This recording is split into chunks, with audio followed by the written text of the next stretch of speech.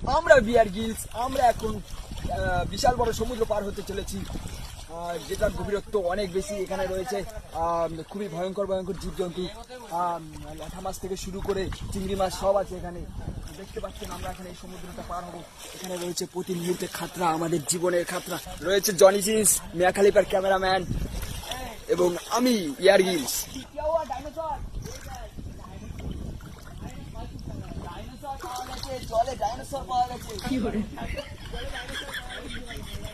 আমরা এখন গরমে মজা নিচ্ছি, সুইমিং পুলের মজা নিচ্ছি।